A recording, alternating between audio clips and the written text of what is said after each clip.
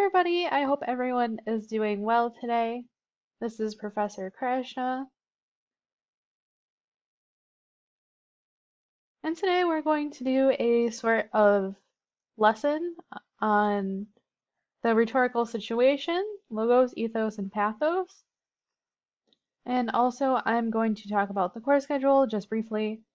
And just to let you all know, there is a way to access the ebook of our textbook for the writing guide, the Norton Writing Guide. So there is a way to access a trial version of the textbook for 21 days, and I'll be sending that in an email along with this video today. And I'll be sending steps in that email as well, how to access a trial version of the ebook of the textbook, just for now because I know shipping might be delayed, but if you have not already, please be sure to order your textbook because this textbook is required for the course. Like I said, keeping up with the readings is very important in tandem with what we're doing in class. And also keep in mind that we do not have class next Monday on the 7th because that is Labor Day. So anyways, I'm going to get into our Blackboard page here.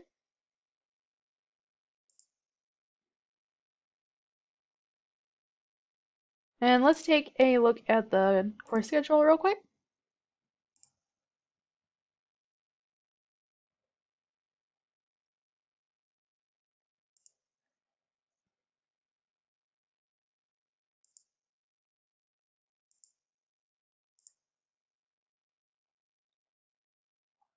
Okay, so today is Wednesday, September 2nd. So today we're going to be talking about the history of the essay, and you can continue Essay 1 invention work, and I'll show where you can find that. And you can also work on discussion board number 2. You should be reading chapters 29 and 30. Reading response number 2 is due next Monday at noon. I'm aware that we do not have class, but yes, I do look at the discussion boards. So please try to get reading response number 2 in by Monday. And like I said, I will also talk about how you can access a temporary free version of the ebook for our main textbook. And also you should continue working on essay number 1 and starting the draft.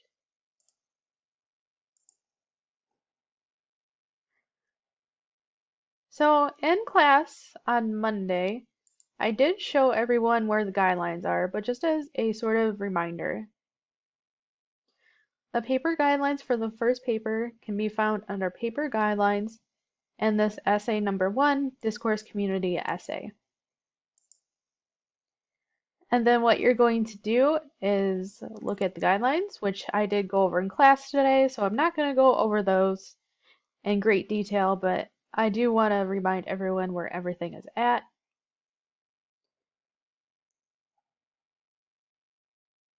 And here are the guidelines for the paper. And there's also an example of the DCA. So you're welcome to take a look at that as well.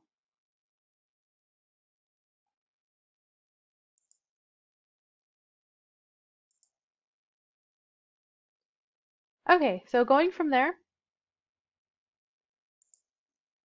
I do want to remind everyone what we did in class on Monday. So what I did on Monday was finish up this classes 1 through 3 PowerPoint.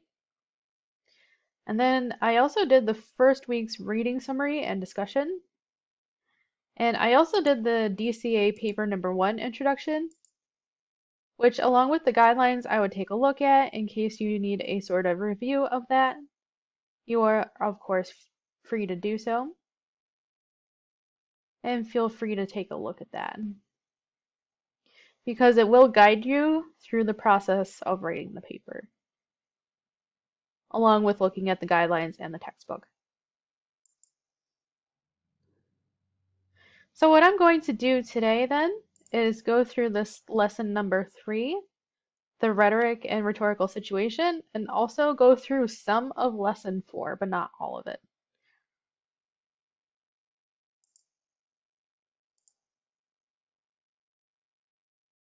So as a reminder, what you should be working on over the weekend and also on Monday is discussion board or reading response number 2, and also working on drafting the paper.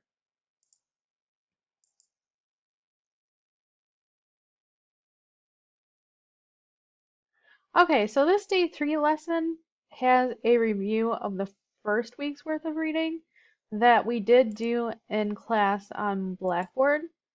So I am not going to go through those slides, but I do have some slides in here that I do want to go through. So I'm going to go through slides 10 through 19 here.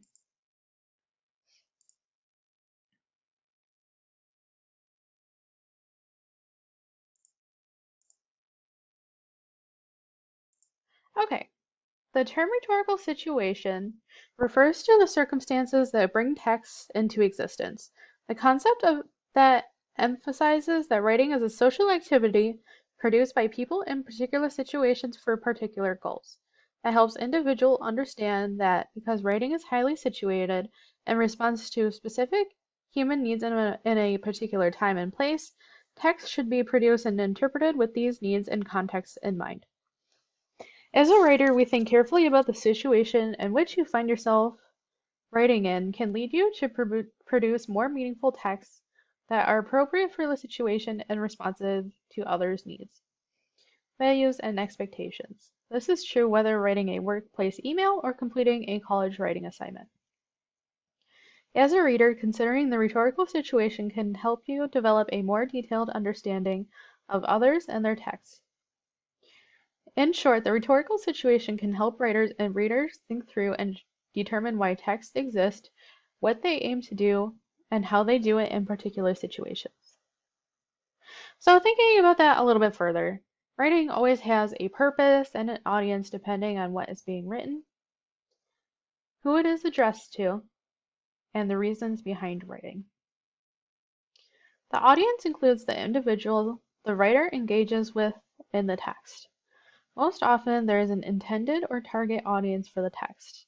Audiences encounter and in some ways use the text based on their own experiences, values, needs that may or may not align with the writer's. The purpose is what the writer and the text aim to do.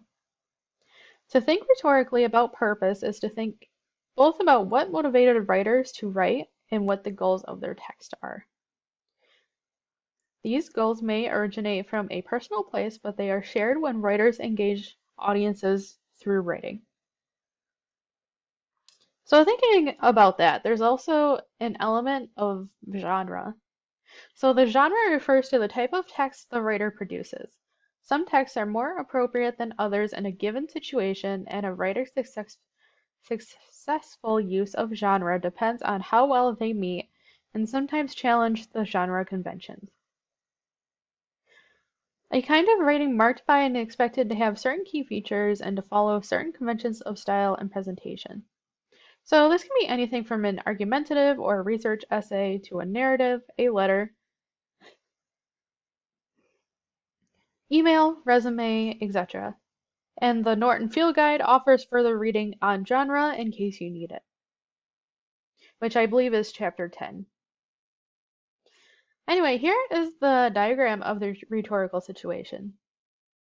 So you of course have the writer, the subject, and the audience, the genre, the text, and the purpose. So the genre is how the subject is presented to the audience.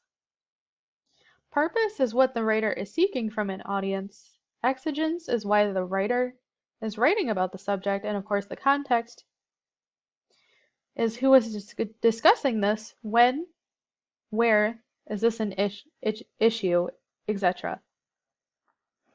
So why is it important for this course? Back in ancient Greece, this guy named Aristotle, this philosopher, created the study of rhetoric as a way of persuading people through speech. Thus, the elements of logos, ethos, and pathos were born. It's important to be able to recognize the rhetorical situation because it shapes the fundamentals of a piece of writing like audience, purpose, and genre. And this led to logos, ethos, and pathos. So ethos appeals to credibility, reputation, and trustworthiness of the speaker or writer, most closely associated with the voice of a piece. Pathos appeals to the emotions and cultural beliefs of the listeners or readers, most closely associated with the audience. And logos appeals to reason, logic, and facts in the argument, most closely associated with the message.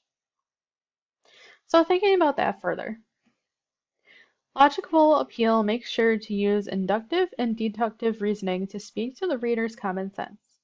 Specifically, avoid using emotional comments or pictures if you think your audience will see their use as manipulative or inflammatory. For example, in an essay proposing that you participating in high school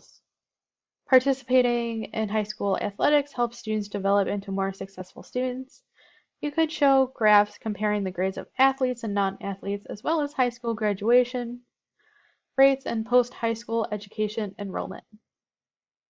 These statistics would support your points in a logical way and would probably work well with a school board that is considering cutting a sports program. And pathos is emotional appeal. So the goal of an emotional appeal is to garner sympathy, develop anger, instill pride, inspire happiness, or trigger other emotions. When you choose this method, your goal is for your audience to react emotionally regardless of what they might think logically. In some situations, invoking an emotional appeal is a reasonable choice. So this is an example. If you were trying to convince your audience that a certain drug is dangerous to take, you might choose to show a harrowing image of a person who has had a bad reaction to that particular drug. In this case, the image draws an emotional appeal and helps convince the audience that the drug is dangerous. Unfortunately, emotional appeals are often used unethically to sway opinions without solid reasoning in some cases. So ethos is ethical appeal. Ethical appeal relies on the credibility of the author. For example, a college professor who places a college logo on a website gains some immediate credibility from being associated with that particular college. An advertisement for tennis shoes using a well-known athlete gains some credibility. You might create an ethical appeal in an essay on solving a campus problem by noting that you are serving in student government. Ethical appeals can add an important component to your argument, but keep in mind that ethical appeals are only as strong as the credibility of the association being made. So here is the rhetorical triangle and an overview of the three rhetorical appeals. So ethos refers to ethics, but has been made to represent credibility of the speaker. And logos is the Greek term for logic, but has been made to represent the facts, research, and other message elements that provide proof or evidence to a claim. And then you have your pathos, which is the Greek term for emotional, but has been made to represent how an audience feels or experiences as a message. The appeal of pathos can make a person feel excited, sad, angry, jealous, or any type of emotion that might be invoked in that particular piece of writing.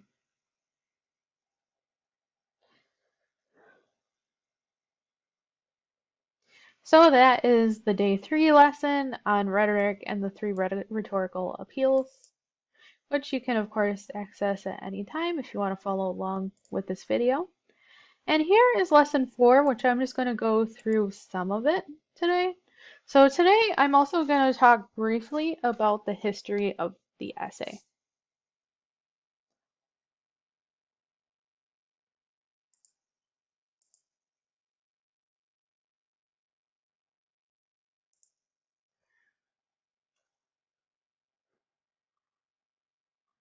So, what are essays? What uses do they have? And what purposes do they serve?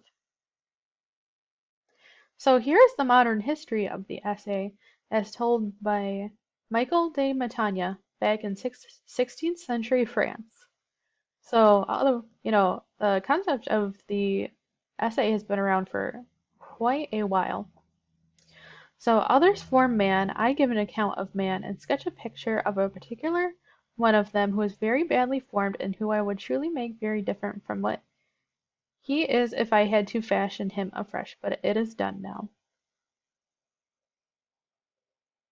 The world is but a perennial seesaw. Everything in the land, the mountains of the pyramids of Egypt, all waver with a common motion and their own.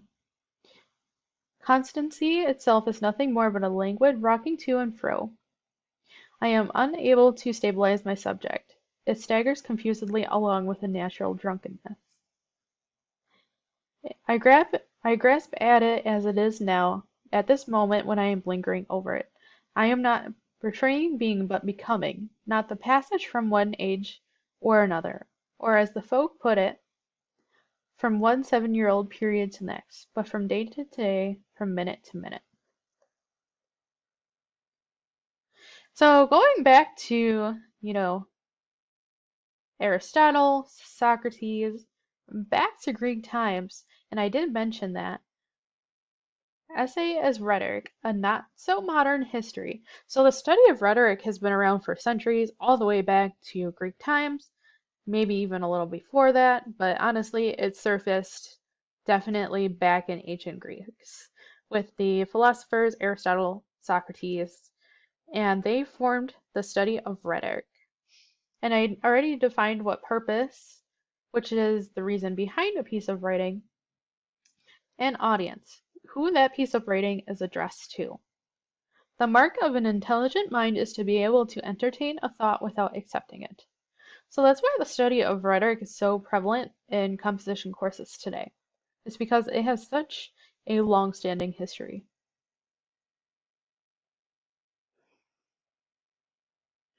So essay as rhetoric.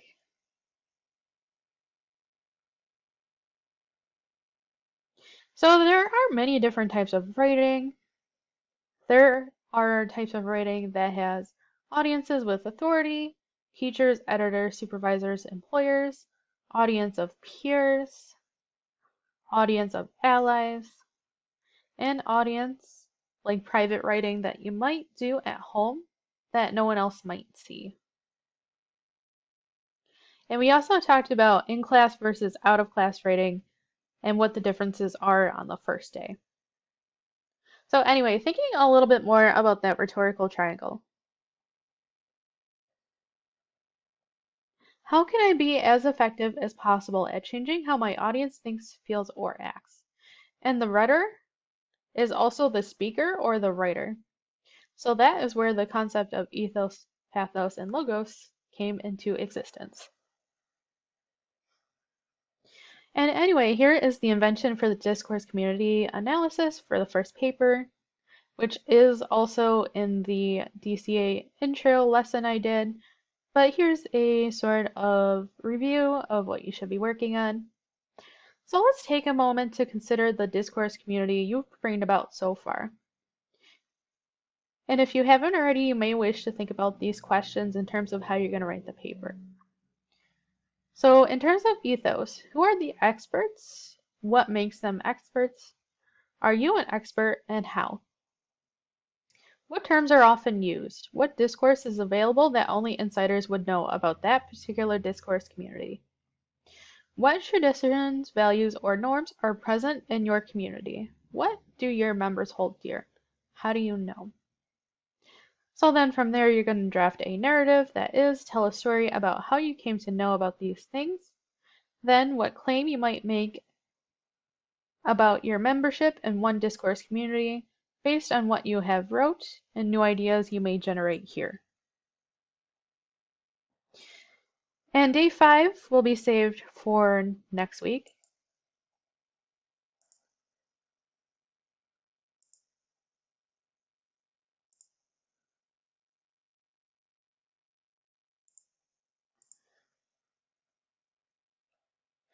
So like I said, what you should be working on this weekend is watching this video, if you have not already, maybe taking a look back at the lessons I have done this week, taking a look at the reading and the textbook. And in addition to chapters 29 and 30, it might be also helpful to read the chapter on liter literary narratives in the textbook because it provides an example of what a narrative is in case you're just not familiar with it. And I believe that's chapter 10 in the textbook. And also reading response number 2, or the discussion board number 2, will be due on Monday by noon. And you should continue the essay 1 invention work or drafting, or working on your introduction and your thesis and brainstorming. And please be sure you keep whatever you have in terms of that because like I said, all of those items of each process of each essay will be included on your Google website or for your digital portfolio. And like I said, on Monday, September 7th, next Monday, we do not have any class because it's Labor Day. And then next Wednesday, we'll be looking at academic essay structure and continue essay 1 pre-writing and preparing the draft.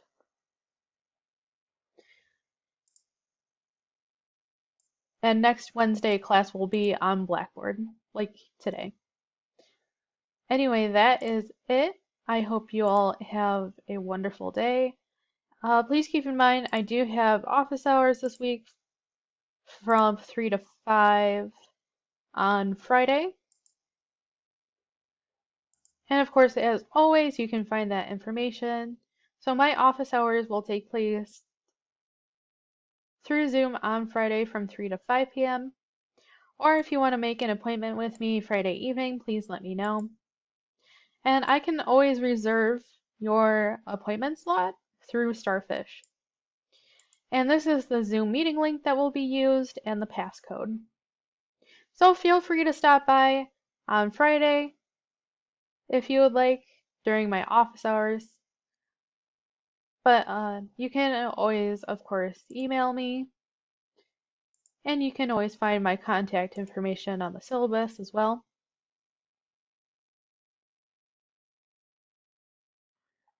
So like I said, you can always email me or come speak with me during my office hours on Friday from 3 to 5 p.m. Thank you, and I hope you all have a wonderful day and a great weekend.